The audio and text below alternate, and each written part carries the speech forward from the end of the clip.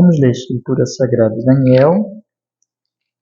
Vamos ler o capítulo 8, versículo 3 e 4. Hoje nós vamos entrar na profecia, irmãos, propriamente dita. Diz assim a palavra do Senhor. Daniel, capítulo 8, versículo 3 e 4. Levantei os meus olhos e vi, e eis que um carneiro estava diante do rio, o qual tinha 2 chifres, e 2 chifres eram altos, mas um era mais alto do que o outro, e o mais alto subiu por último. Vi que o carneiro dava amarradas para o ocidente, e para o norte, e para o sul, e nenhum dos animais lhe podia resistir, nem havia quem pudesse livrar-se da sua mão.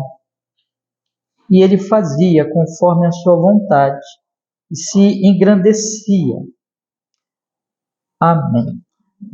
Vamos orar, meus irmãos. Senhor, nós estamos aqui, diante desses versículos. Hoje nós vamos começar a olhar, Senhor, para essa profecia. Nós precisamos da sua graça. Nos sentimos, na verdade, muito incapazes, Senhor, como o próprio Daniel se sentia para entender essas coisas. E pedimos o Espírito Santo, a graça, para que nós possamos, então, compreender, ser grandemente edificados no Senhor Jesus. Com perdão dos nossos pecados, abençoa-nos a nossa caminhada neste capítulo em Cristo. Amém e amém. Pode sentar, irmãos, pode sentar. Vamos ler de novo, irmãos, os 2 versículos, Daniel capítulo 8, versículo 4 e 5. Diz a Sagrada Escritura: Vi que o carneiro dava marradas para o ocidente, para o norte e para o sul, e nenhum dos animais lhe podia resistir, nem havia quem pudesse livrar-se da sua mão. E ele fazia conforme a sua vontade, e se engrandecia. Estando eu considerando, aliás, está bom, mas eu passo para tu. O versículo, irmãos, 3 e 4, esses 2 versículos aqui, eu lhe repeti somente o versículo 4. Mas esses 3 versículos, esses 2 versículos, a partir do versículo 3, vocês observam, Daniel, ele começa a mostrar verdadeiramente a profecia. No primeiro versículo, nós vimos que a ocasião da profecia, que diz aqui, no reinado terceiro, no ano terceiro do reinado do rei Belsazar, apareceu-me uma visão a mim. E o versículo 2 diz o local que nós vimos semana passada, porém de maneira visionária. Não que ele estivesse lá propriamente, porque ele estava, na verdade, na Babilônia, mas a visão que ele teve foi na cidadela de Suzã, na província de Elão. E ele estava ali junto ao rio Ulai. Nós vimos que, em primeiro lugar, a ocasião da profecia, que Deus deu essa segunda profecia, foi 2 anos depois da primeira profecia. Quando Daniel ele recebeu a primeira profecia, conforme o capítulo 7, verso 1, foi no primeiro ano de Belsazar.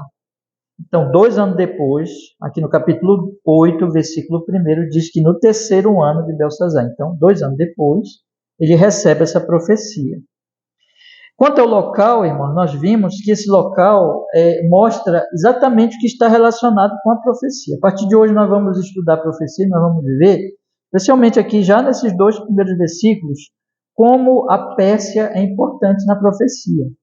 Muito importante.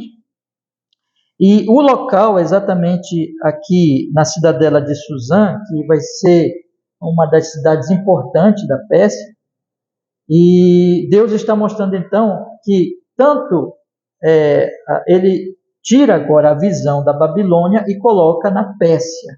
A Pérsia passa a ser, vamos dizer assim, a protagonista daquilo que o Senhor Deus está fazendo na história, daquilo que ele está operando na história.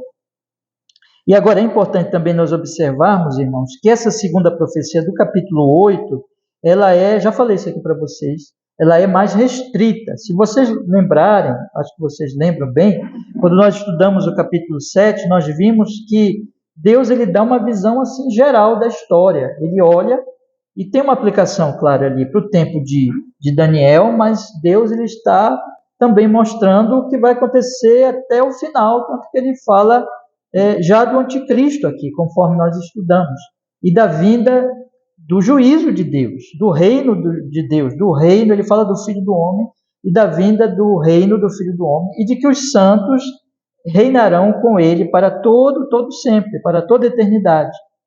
Então, o capítulo 8, ele não tem esse propósito geral. Ele é um esclarecimento do capítulo 7. Eu mostrei também para vocês que Deus, ele gradativamente foi esclarecendo para Daniel essas coisas, e 2 anos depois, né? Não foi logo. Mas ele é mais restrito, por quê, irmãos? Porque nós vamos começar a observar hoje. Porque ele trata do tempo de Daniel mesmo, e do tempo dos exilados que estavam na Babilônia, que aí iam passar ainda para o outro império, o Império Persa, e posteriormente daí sofrer muito debaixo de um certo homem, né? Nós vamos estudar ainda aí com a continuidade da profecia, que é citado aqui no texto, que ele vai oprimir severamente ainda o povo de Deus naquela ocasião.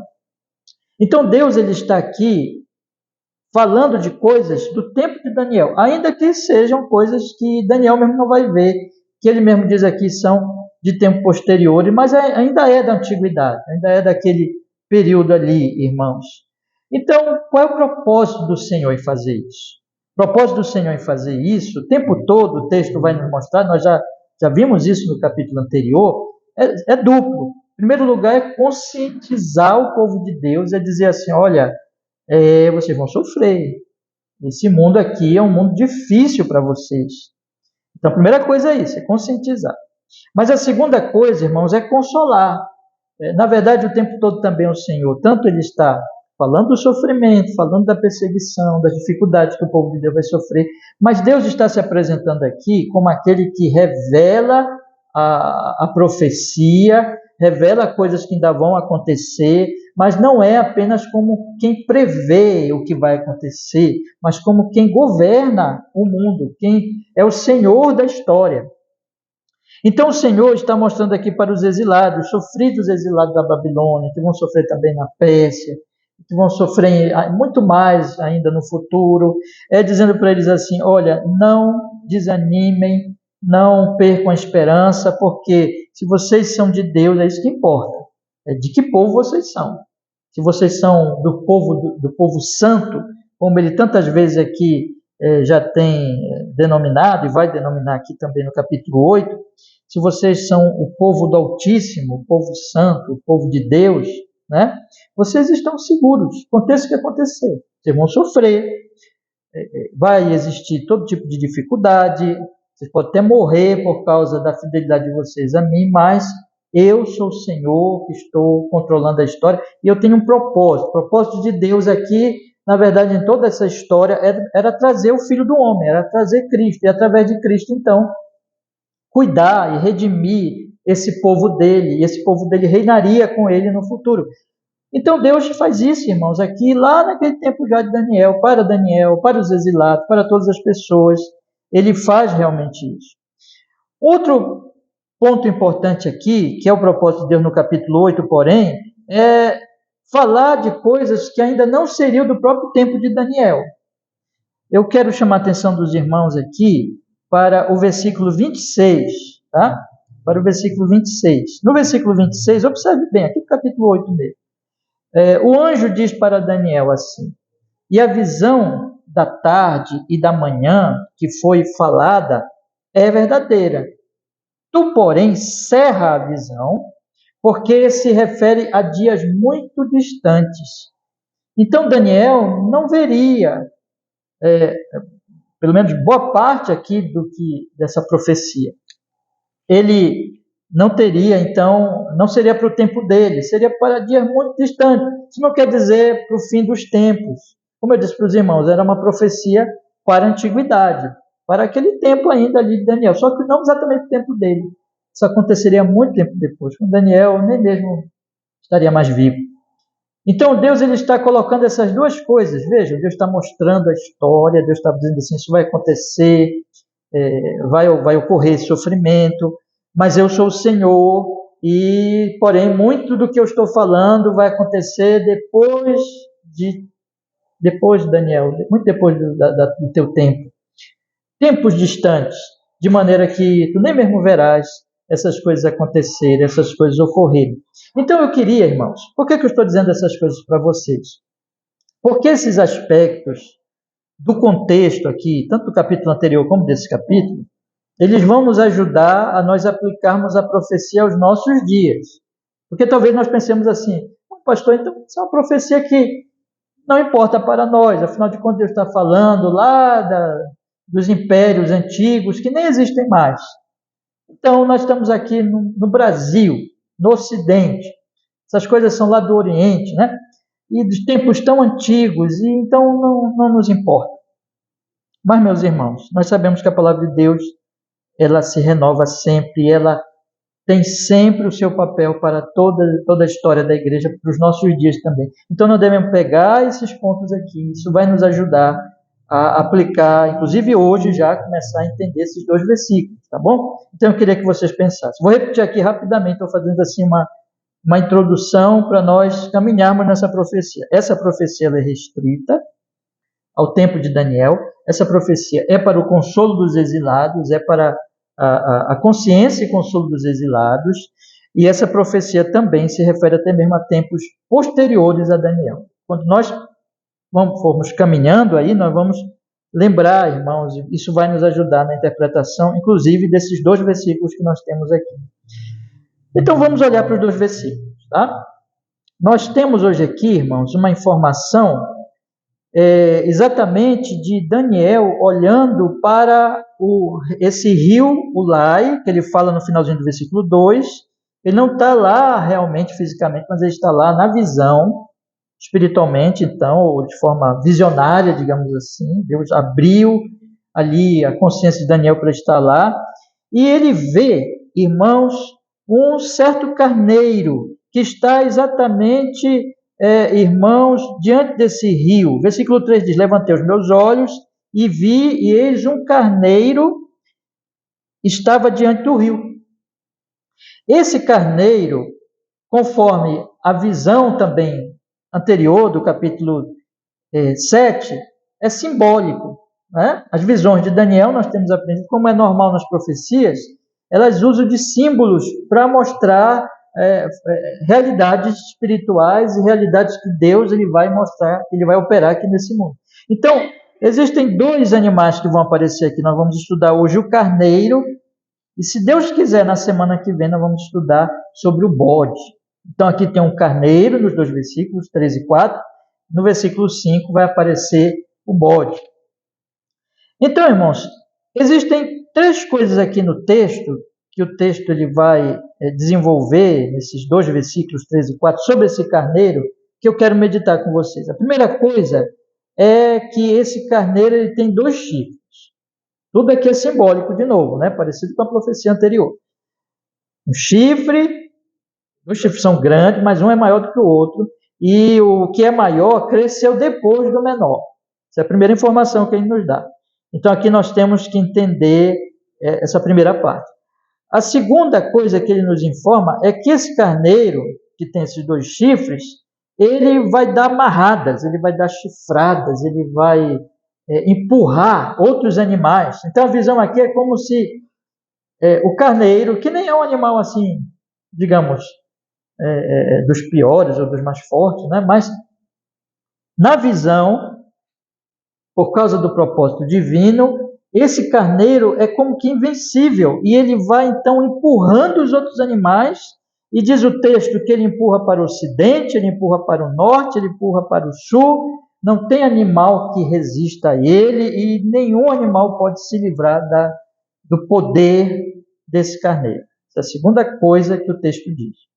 A terceira coisa que o texto diz, irmãos, é que o carneiro, finalzinho já agora do versículo 4, ele fazia a sua vontade.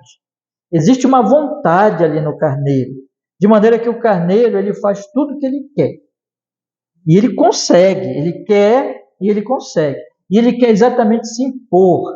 ele quer se engrandecer, e o texto diz que ele consegue.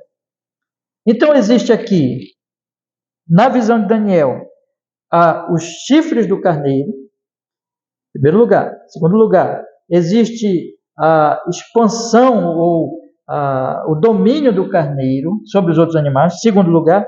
E em terceiro lugar, existe a vontade do carneiro. E o carneiro, então, ele está cumprindo a sua vontade. E eu queria, então, meditar nessas três coisas com os irmãos hoje. Tá? Vamos, então, começar. No versículo 3, então, ele diz assim, Daniel diz, capítulo 8, verso 3, levantei os meus olhos e vi, e eis que um carneiro estava diante do rio, o qual tinha 2 chifres, e os 2 chifres eram altos, mas um era mais alto do que o outro, e o mais alto subiu por último. Aquilo que eu falei para os irmãos há pouquinho. O que o texto está falando aqui? A primeira coisa que nós temos que perguntar é, que carneiro é esse? A que se refere esse carneiro? É interessante que o capítulo 7, ele é mais obscuro e não tem muitas informações, né?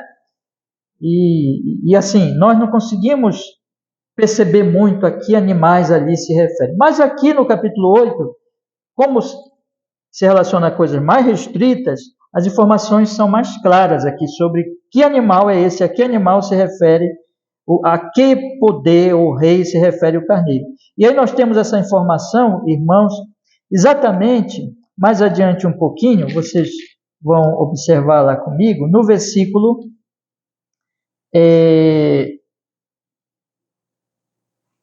diz aqui a palavra de Deus, no versículo 19 em diante, acompanhe comigo.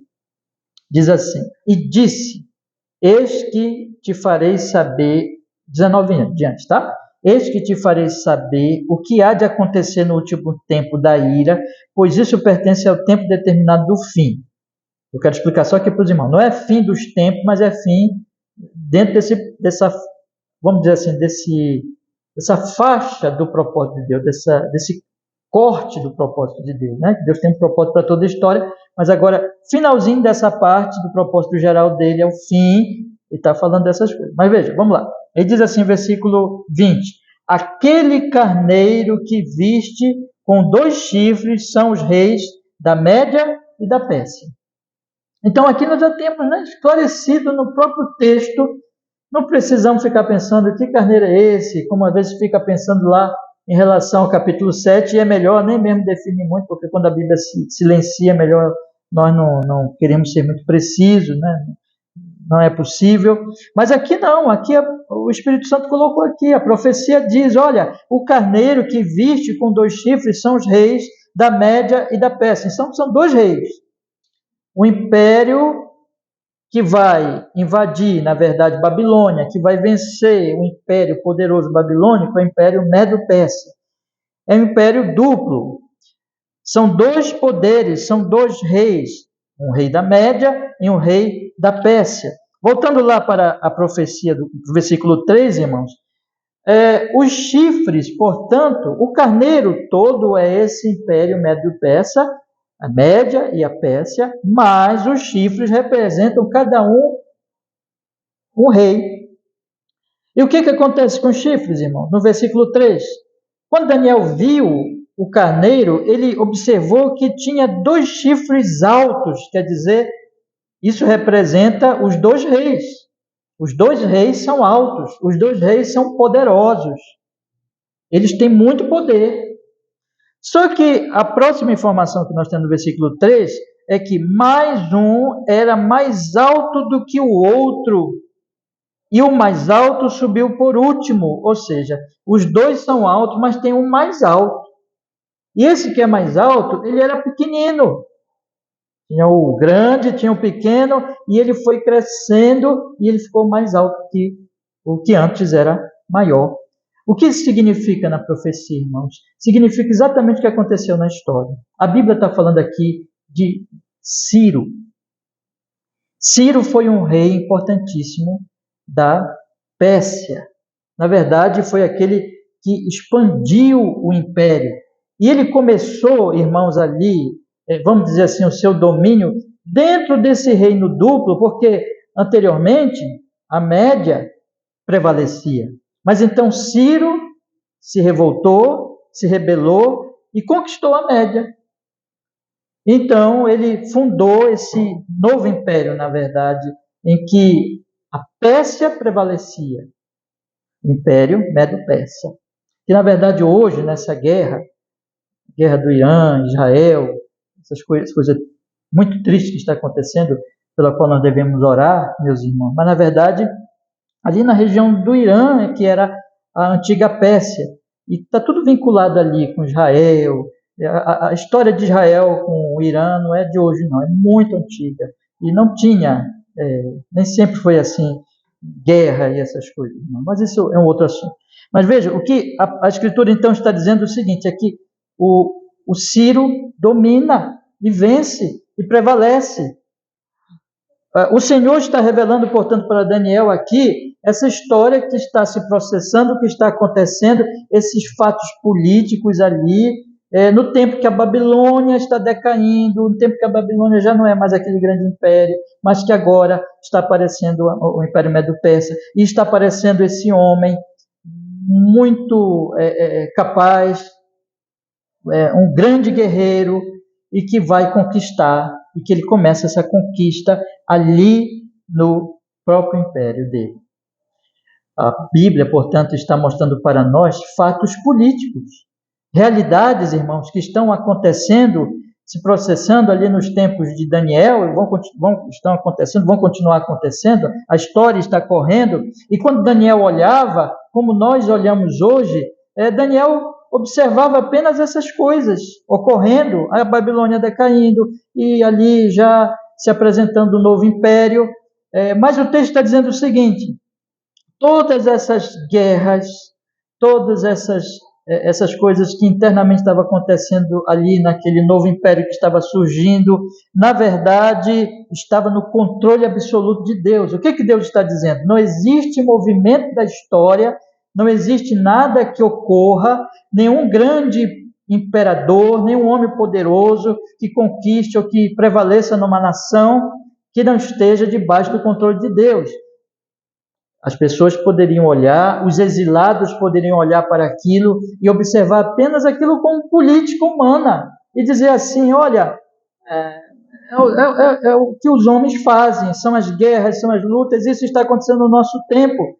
Mas o texto está colocando, irmãos, lembra que nós falamos todo o tempo em relação ao capítulo passado? O texto está colocando o andar de cima, o texto está colocando o seguinte, esse é o andar de baixo, quer dizer, o Ciro está lá dominando, está vencendo, está criando um novo império, e parece que é só isso, não é? Mas não é só isso. A palavra de Deus está dizendo, existe um andar de cima, existe um rei soberano que está revelando para Daniel, antes mesmo que aconteça, antes mesmo que as coisas se processem e sejam realmente executadas, ele está dizendo assim, olha, eu sou o Senhor e eu estou controlando a Ciro, controlando Babilônia, controlando... Eu já tinha mostrado isso nas visões do próprio rei Nabucodonosor, lembra naquela visão da estátua? Eu sou o Senhor da história. Ele está dizendo para os exilados assim, para Daniel e para todos os exilados, não esqueçam nunca que eu sou o Senhor da história. Meus irmãos, isso é para os nossos dias também. O que está acontecendo no Brasil, nos nossos dias, o que está acontecendo agora, né? Não sei se vocês estão acompanhando, aí essa questão Israel, Irã, e agora Estados Unidos entrando na guerra, todas essas coisas, irmãos, tanto no passado como no presente, né? Nos tempos antigos nem existia, nenhum desses países não eram denominados assim, mas o Senhor estava controlando lá, como o Senhor está controlando aqui. Deus não quer que nós esqueçamos, irmãos, que a vida que está acontecendo, a política nacional, a política internacional, as coisas que acontecem na nossa vida, na nossa família, ao nosso redor, não esqueçamos, irmãos, que há um Deus que nós não podemos ver, mas que Ele está controlando absolutamente tudo. Semana passada eu fiz questão de destacar para vocês que se nós esquecermos, irmãos, do ensino da Bíblia, se nós não ouvirmos a profecia, nós não vamos ter essa consciência. Os nossos 5 sentidos não podem chegar a essa informação. Essa informação é revelação, essa informação é Deus dizendo assim: eu quero que vocês saibam que eu controlo tudo. Então nós devemos sempre lembrar que todas essas questões internas numa nação, tudo que estava acontecendo ali internamente, em que o chifre estava crescendo mais que o outro, em que Ciro estava vencendo o rei da Média, isso estava no controle de Deus. Não era só política. É soberania do Senhor, implementando o seu decreto eterno na história da humanidade, tendo em vista a vinda de Jesus Cristo e cuidando do seu povo. Deus tem um propósito em todas as coisas. Em segundo lugar, meus irmãos, o texto nos informa no versículo 4, então aquela outra parte que eu falei para vocês, a segunda parte, que vi, diz Daniel no versículo 4, vi que o carneiro dava marradas para o ocidente e para o norte e para o sul, e nenhum dos animais lhe podia resistir, nem havia quem pudesse livrar-se da sua mão. E efetivamente foi isso que aconteceu com Ciro. O que aconteceu com Ciro quando ele vence a Média? Então começa ali o novo império, o Império Medo-Persa. O que acontece então, meus irmãos? Ciro começa a expandir o seu poderoso império. Um império gigante, um império extraordinário. E ele faz esse império crescer com certa rapidez, e diz aqui o texto, ele está simbolizando ali, sendo simbolizado neste carneiro e nesse chifre maior, em que diz assim, que o carneiro dava marradas para o ocidente. Ele empurrava os outros animais, ele chifrava os outros animais, ele violentava os outros animais, ele colocava ali o seu poder, dominava os outros animais. E foi exatamente o que Ciro fez. Diz o texto que ele foi para o ocidente, ele foi para o norte, ele foi para o sul. Então, começando ali, né? Repito, onde é hoje o Irã. Então, o poder dele vai se alastrando e vai, então, ele vai dominando e ninguém consegue resistir. Ninguém consegue resistir. Ninguém pode segurar Ciro. Ciro vai avançando e vai dominando, e também ninguém pode se livrar da sua mão, ninguém pode escapar dele, nem resistir, nem escapar dele. Ele domina. O Senhor está aqui mostrando, no tempo que isso ainda não tinha acontecido, a Babilônia estava decadente, mas ainda não tinha acontecido. Deus está mostrando para Daniel o que Ciro iria fazer. Aqui de novo, meus irmãos, digamos assim, nós temos uma questão interna, na primeira parte do versículo, do chifre que cresce mais do que o outro. Isso ainda envolve uma questão de um poder, de uma nação ou de um império internamente, o que está acontecendo ali entre eles. Mas agora envolve muitas nações, envolve muitos povos, de maneira, irmãos, que agora os textos, em primeiro lugar, o texto diz o que estava acontecendo na política. Vamos colocar assim, né, para a gente entender. Na política interna, é a primeira parte, mas agora, em segundo lugar, fala da política externa, fala daquilo em que Ciro estava avançando com seu império e dominando muitas terras, e dominando muitos povos, e ninguém podia lhe resistir e nem livrar-se da sua mão. Então o texto, mais uma vez, está nos informando, irmãos, que não era só política, que não era só poder. Deus está dizendo, vai acontecer isso, e vai acontecer isso, porque é o meu propósito se cumprindo nisso. Eu sou Senhor das nações. Deus está controlando todas as coisas. Deus está controlando tudo que está acontecendo internamente no país nosso aqui, em todos os países, e também está controlando exatamente o que está acontecendo nesse momento, irmão. Deus tem um propósito em todas as coisas. Deus tem propósito nas guerras, Deus tem propósito no avanço das nações, no declínio das nações, como estava acontecendo aqui na Babilônia.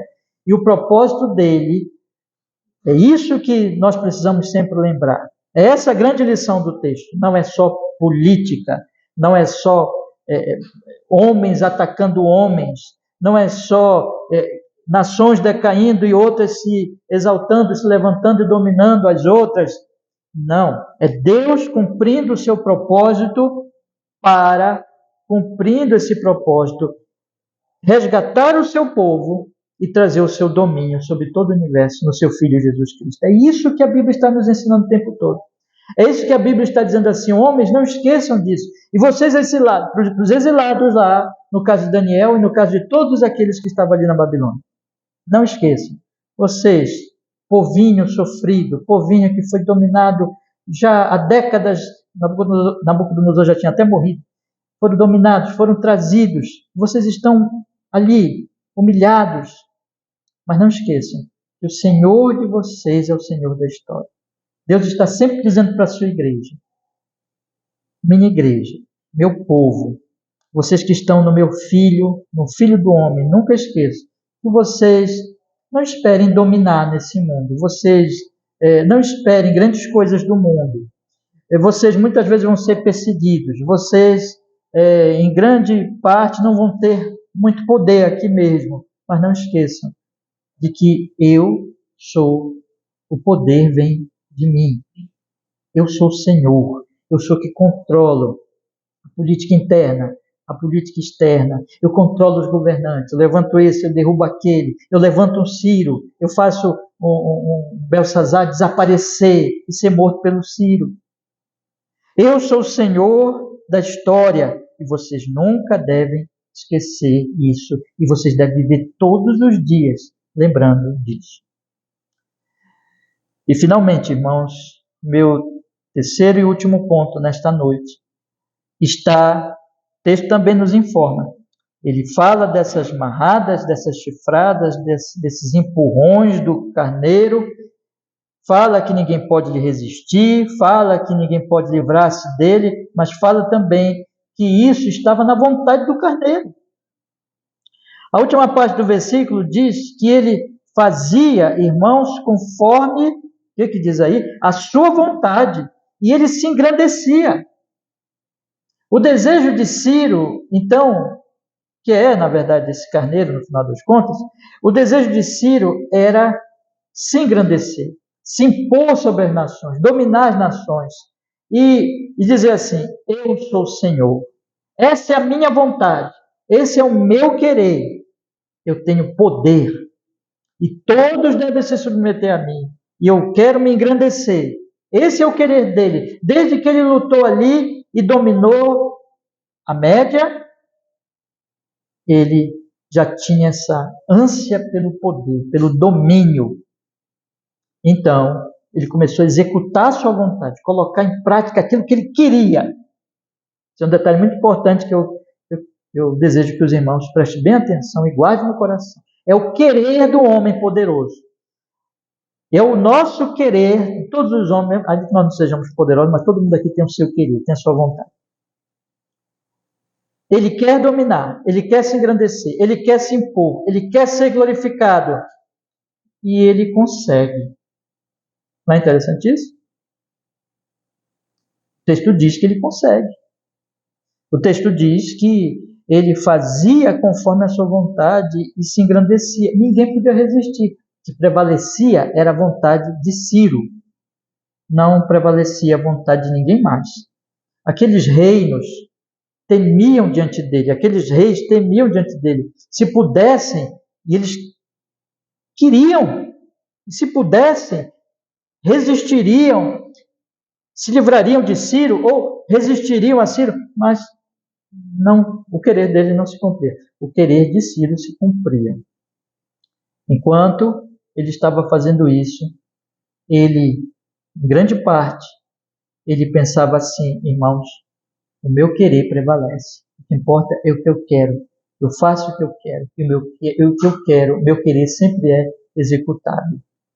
Há um princípio aqui, né, da autonomia humana, do pecado humano, e que quando encontra canais para se manifestar, aí então é que se exalta mesmo. Imagine um homem poderoso. Imagine como isso é uma armadilha para o ser humano, irmãos. Porque o ser humano quer executar a sua vontade, quer colocar ali o seu querer. E o seu querer se sentindo soberano, se sentindo como Deus. Imagine então qual é a tentação dos seres humanos. Qual é a tentação para mim? Qual é a tentação para você? Para nós? A tentação é o seguinte: quando nós temos algum poder, quando nós temos alguma capacidade, nós dizemos assim: eu consigo, né?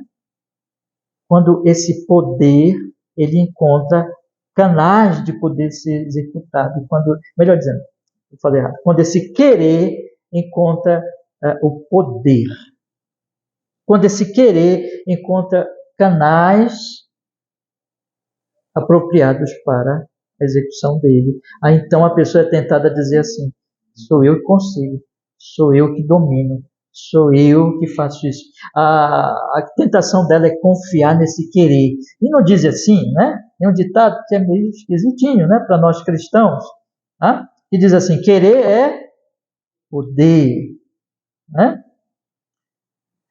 Ainda que, não vou entrar no ditado em si, haja alguma coisa ali de verdadeiro nesse ditado, num certo sentido, mas isso também guarda ali de que quando a pessoa simplesmente quer, ela consegue. E quando ela acha canais para executar o seu querer, ela fica achando que realmente querer é poder, que ela tem o poder, que o poder está na sua mão, que o poder depende dela. Ela se sente livre, ela se sente poderosa. Essa é a tentação, irmãos. A tentação vai ser, então, confiar no poder. E tem uma outra tentação aqui, já que nós estamos falando de poder, de governos e de impérios, os irmãos sabem muito bem. E quanto mais vocês envelhecerem, ganharem idade, vocês vão observar que existe na sociedade uma confiança no poder humano. As pessoas, elas acreditam que se elas estiverem do lado de gente poderosa, elas estão bem. Que se elas estiverem ali se aproximando de pessoas que possam lhe ajudar, que tenham poder humano, que tenham querer forte, que tenham uma vontade, uma determinação, são pessoas que como é que eu posso dizer? São pessoas, faltou a palavra agora, mas assim, são pessoas que dominam, não achei a palavra, mas eu vou usar essa. Dominam, consegue dominar, consegue, sim, essa palavra, consegue se impor, sabe? Elas têm uma vontade muito forte. São pessoas, então, que vão galgando, claro, se elas encontram canais, e se elas encontram, então, possibilidades, elas têm uma vontade muito forte, elas têm uma determinação muito forte, elas, então, vão se impondo e vão crescendo na sociedade. E aí os outros ficam aqui pensando: mas eu tenho que estar perto desse aqui, eu tenho que estar perto desse, porque é esse que vai me dar os benefícios deste mundo. Essa é a tentação. A tentação é tanto nós confiarmos em nosso querer e em nosso poder, quando o nosso querer encontra canais para realizar sua vontade, e nós dizemos assim: como eu sou poderoso, como também nós nos aproximarmos dos poderosos. O texto está falando aqui e dizendo assim: ele quis se engrandecer e efetivamente ele se engrandeceu. Cuidado, homens, porque aqui tem uma armadilha. Qual é a armadilha? É vocês esquecerem do andar de cima. É vocês esquecerem que quem está operando através desse querer é aquele que realmente quer. E que o querer dele é que realmente prevalece. Quem é? O Senhor. E agora eu vou mostrar aos meus irmãos, com outros textos das Escrituras, que quem estava querendo, na verdade, não era Ciro, mas era o Senhor. Que quem estava por trás de Ciro era o Senhor, que é o verdadeiro soberano, que é o verdadeiro rei. Vamos ver os textos? Convido vocês agora a lerem comigo primeiro, lá no profeta Isaías, capítulo 45, versículo do 1 ao versículo 5. Vamos ler a palavra do Senhor. Isaías, capítulo 45, do versículo 1 ao versículo 5. Diz a palavra do Senhor.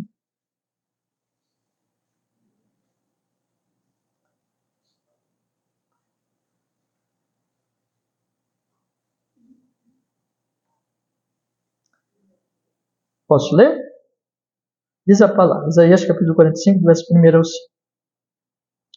Assim diz o Senhor ao seu ungido, a Ciro, a quem tomo pela mão direita para abater as nações diante da sua face e de cingir os lombos dos reis, para abrir diante dele as portas, e as portas não se fecharão.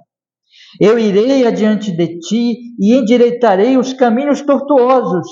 Quebrarei as portas de bronze, despedaçarei os ferrolhos de ferro. Dar-te-ei os tesouros escondidos e as riquezas encobertas, para que saibas que eu sou o Senhor, o Deus de Israel, que te chama pelo teu nome. Por amor do meu servo Jacó, perdão, por amor do meu servo Jacó e de Israel, meu eleito, eu te chamei pelo teu nome, pus o teu sobrenome, ainda que não me conhecesses. Eu sou o Senhor e não há outro. Fora de mim não há Deus. Eu te cingirei, ainda que tu não me conheças. Quem é que quer? Não é Ciro, é o Senhor. Veja a força dos verbos. Quem é que executa isso? Eu te tomo pela mão. Eu tomo para que descinja os lombos dos reis, para abrir as portas. As portas para ti não se fecharão. Eu irei adiante de ti. Eu vou endireitar os caminhos tortuosos. Eu vou tapar os buracos. Eu vou tirar os empecilhos. Eu vou quebrar portas de bronze. Eu vou despedaçar os ferrolhos. Quem é que está fazendo isso? O Senhor. Eu vou te dar tesouros escondidos. Eu vou te dar riquezas encobertas. E eu vou fazer isso para que saibas. E para que todo homem saiba. Para que Daniel soubesse. Para que todos os homens soubessem. Para que nós soubéssemos que não é o nosso querer que prevalece, mas é o querer de Deus. Nunca nós devemos esquecer que a nossa força, que a nossa confiança não está no poder de homens poderosos e nem no nosso próprio poder, nem no querer deles, nem no nosso querer, mas é quando Deus quer que aconteça, irmãos. E Deus quer, porque Ele faz isso por amor aos seus servos, à sua igreja. Olha que coisa linda, irmão, versículo 4. Por amor do meu servo Jacó e de Israel, meu eleito, eu te chamei pelo teu nome. Ainda que não me conhecesses. Ciro era um pagão. Não conhecia Javé, o Deus de Israel.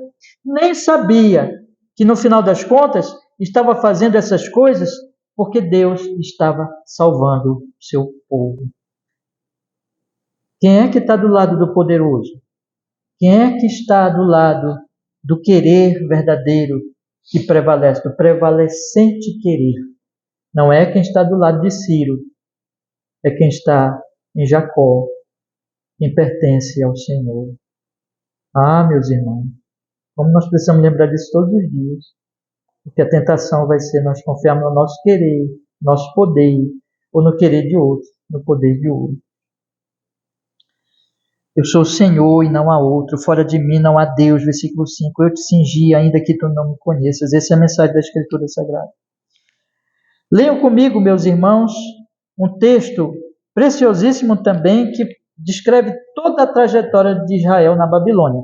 Só um versículo, Jeremias, capítulo 29, versículo 10. Jeremias, capítulo 29, versículo 10.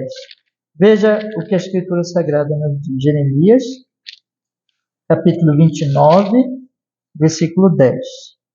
Diz assim a palavra. Jeremias, capítulo 29, versículo 10.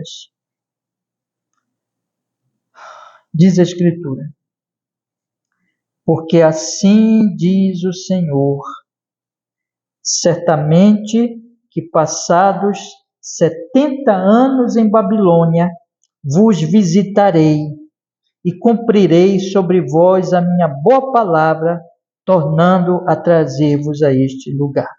Vou repetir. Porque assim diz o Senhor, certamente que passados 70 anos em Babilônia, vos visitarei e cumprirei sobre vós a minha boa palavra, tornando a trazer-vos a este lugar. O Senhor falou isso através de Jeremias 70 anos antes de Ciro. de Ciro.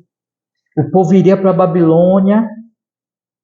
E quem iria trazer da Babilônia o povo para a cidade do Senhor? Os exilados trazendo de volta. Vamos olhar, depois de 70 anos, vamos olhar outro texto. Agora, irmãos, em Esdras.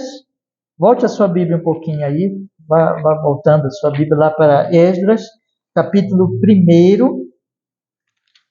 Esdras, capítulo 1.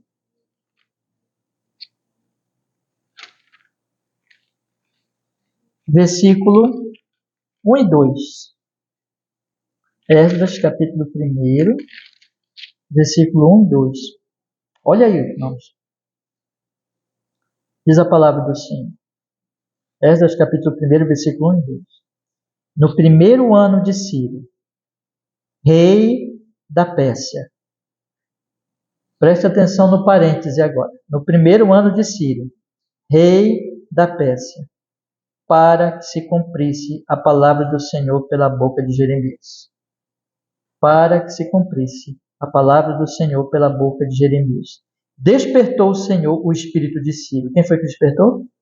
O Senhor despertou o espírito de Ciro, o rei da Pérsia, o qual fez passar pregão por todo o seu reino, como também por escrito, dizendo: assim diz Ciro, rei da Pérsia: o Senhor, Deus dos céus, me deu todos os reinos da terra. E aqui ele reconhece. E me encarregou de lhe edificar uma casa em Jerusalém que está em Judá. Quem há entre vós, de todo o seu povo, seja seu Deus com ele, e suba a Jerusalém, que está em Judá, e edifique a casa do Senhor, Deus de Israel. Ele é o Deus que está em Jerusalém. Aqui, irmãos. Qual era o propósito do Senhor? Vamos voltar lá para Daniel. Já lemos Jeremias, lemos Isaías, lemos Esdras. Agora vamos ler mais um texto, que está aí no capítulo 9 de Daniel. Versículo 1. Pertinho aí do texto que nós estamos lendo. Capítulo seguinte. Daniel, capítulo 9, versículo 1. Olha o que a Escritura diz aqui. O próprio Daniel. No ano 1 de Dario, filho de Assuero, da linhagem dos Medos, o qual foi constituído rei sobre o reino dos caldeus. No primeiro ano do seu reinado, eu, Daniel, entendi pelos livros que o número dos anos de que falara o Senhor ao profeta Jeremias, em que havia de cumprir-se as desolações de Jerusalém, era de 70 anos.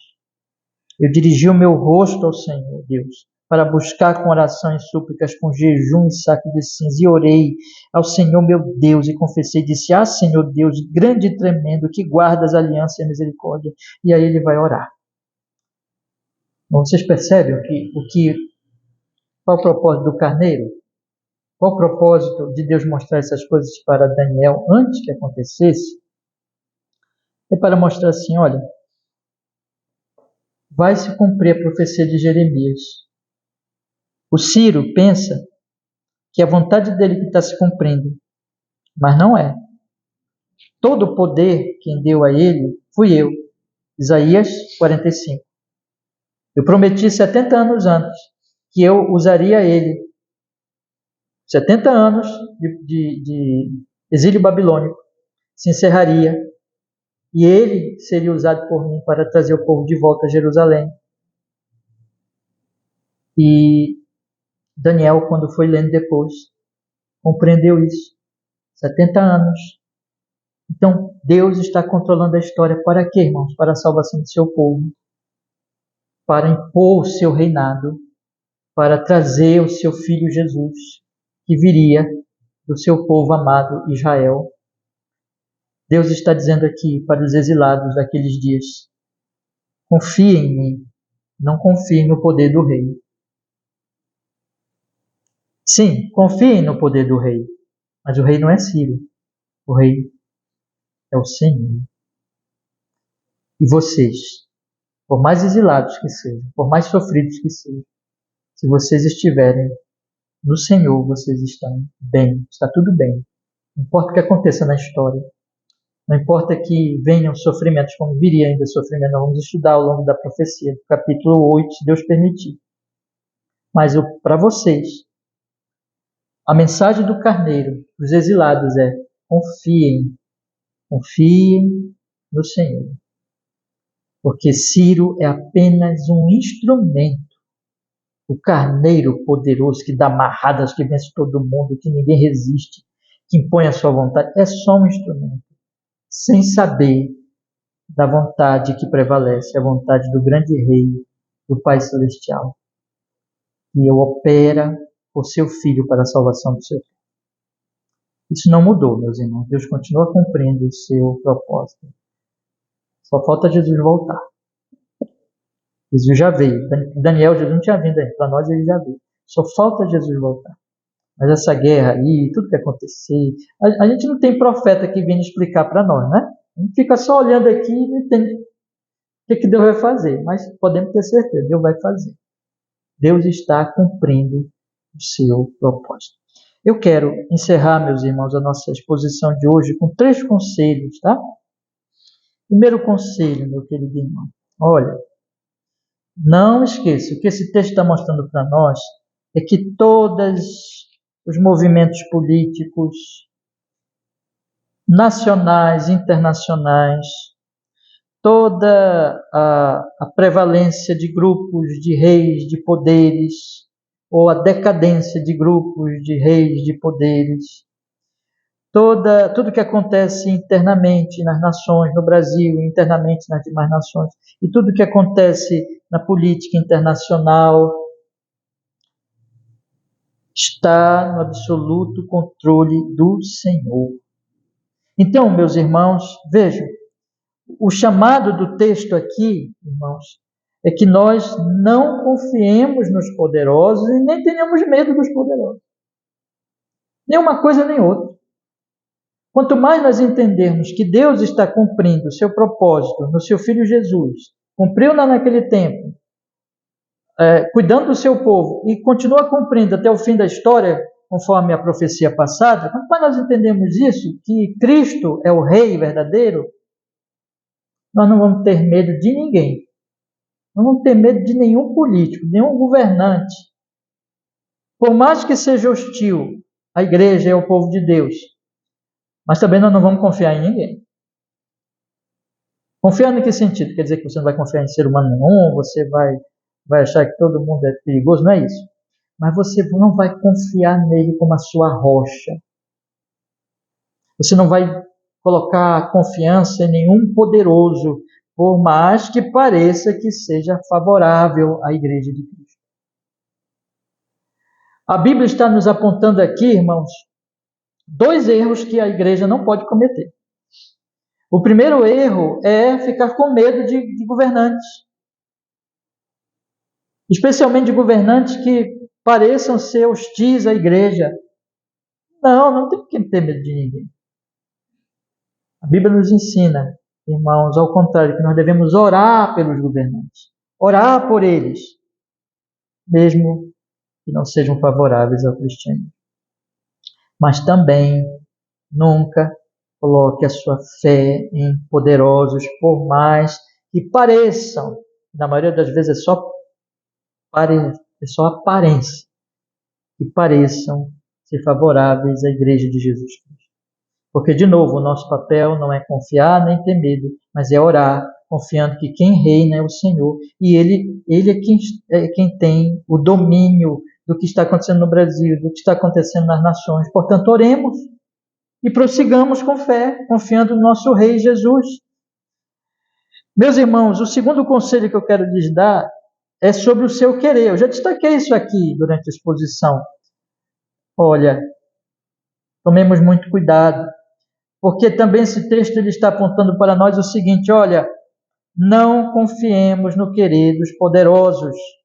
Não confiemos especialmente em pessoas que se parecem com Ciro, que são homens ou mulheres astutos, poderosos, e que nós vamos ser tentados a nos aproximar deles, dentro do nosso campo, dentro da sua profissão, dentro da sua área, dentro das suas relações. Você vai ser tentado a ser levado a confiar neles, a esperar neles, a confiar no rei, a confiar nos príncipes, a confiar naqueles que têm o poder, a confiar no querer deles. Outra coisa, você vai ser tentado também a confiar no seu próprio querer. Você talvez diga assim: eu quero, eu vou conseguir. E especialmente se você tem, como eu procurei colocar aqui na mensagem, mecanismos, meios para executar o seu querer. Cuidado com a fé no querer do poderoso ou no nosso próprio querer. Lembre que o Evangelho de Jesus, a palavra do Senhor, a Escritura Sagrada diz: o rei é outro. O querer que prevalece é outro. O rei é o Senhor dos céus que enviou o seu Filho.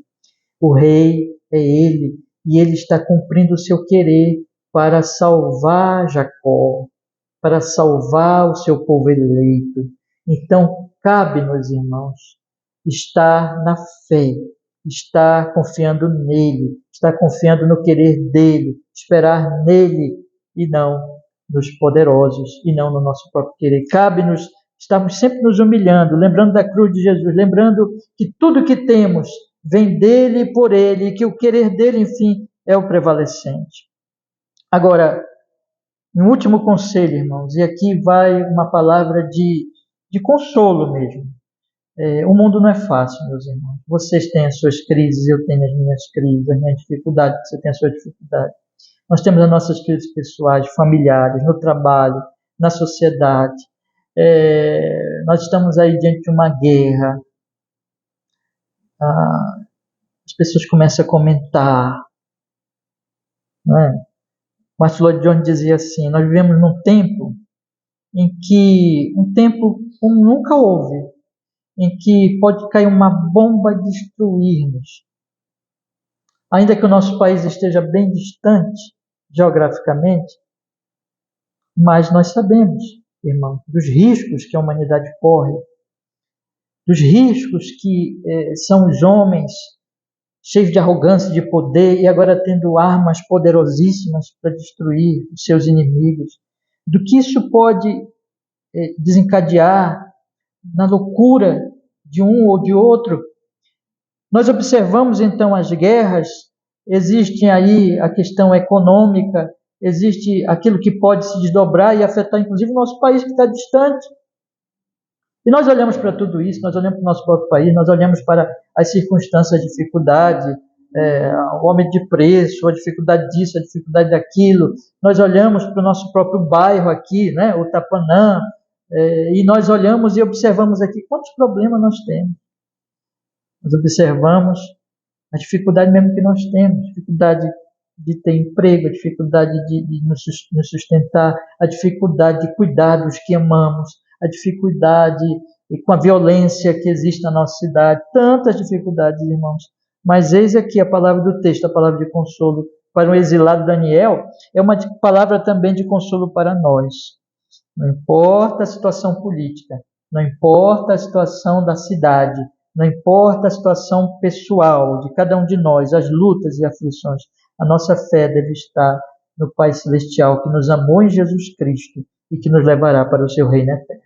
E é isso que vai nos dar consolo, para estarmos calmos, inclusive se estourar a guerra, inclusive se acontecer alguma coisa muito difícil para nós. No mundo tereis aflições, disse Jesus, mas tem de bom ânimo, eu venci o mundo. Ele é vencedor e a igreja é vencedora nele. A grande questão que se levanta para nós é: nossa fé está em Jesus? Nossa confiança está nele como nosso Senhor, como nosso Salvador, como nosso Redentor? Nós nos arrependemos dos nossos pecados e confiamos nele para a nossa salvação? Se isso é verdade, está tudo bem. Está tudo bem. Siga adiante, confiando nele, esperando nele, que ele já venceu, em breve ele voltará.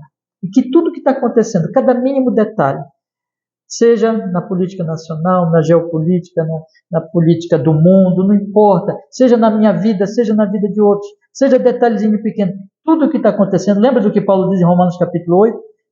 tudo contribui juntamente para o bem daqueles que amam a Deus, daqueles que são chamados segundo o seu propósito. O propósito dele, a vontade dele é que prevalece. E nisso está o nosso consolo. Amém. Vamos orar, irmão. Vamos pedir que ele nos abençoe nesta noite. Amado Senhor, nós estivemos aqui iniciando a nossa caminhada nessa profecia, Senhor, tão extraordinária. Ó Senhor, nos ajude para que pelo Espírito Santo nós possamos, Senhor Deus, entender e abrir o nosso coração e confiar em Ti, Senhor. Tira de nós toda tolice, toda confiança em nosso próprio poder, ou poder de outros homens e mulheres. E que nossa fé esteja em Ti, Senhor. Que nós possamos caminhar todos os dias, esperando no Senhor, até que o Senhor volte. Em nome de Jesus, levando também a esperança eterna, do querer eterno, do propósito eterno, aqueles que estão aí nesse mundo, Senhor, cheio de medo, cheio de pavor, nesse mundo que não lhes dá segurança. Senhor, nos faz instrumentos para levar o consolo do Evangelho, para vivermos conscientes e consolados, e para levarmos o consolo do Evangelho a todas as pessoas que conviverem conosco, especialmente agora essa semana. Em nome de Jesus, que assim seja. Amém e amém. Deus nos abençoe, meus irmãos. O Senhor nos fortaleça. Vamos ler, meus irmãos, o texto da confissão. Tá? Ponto número 9.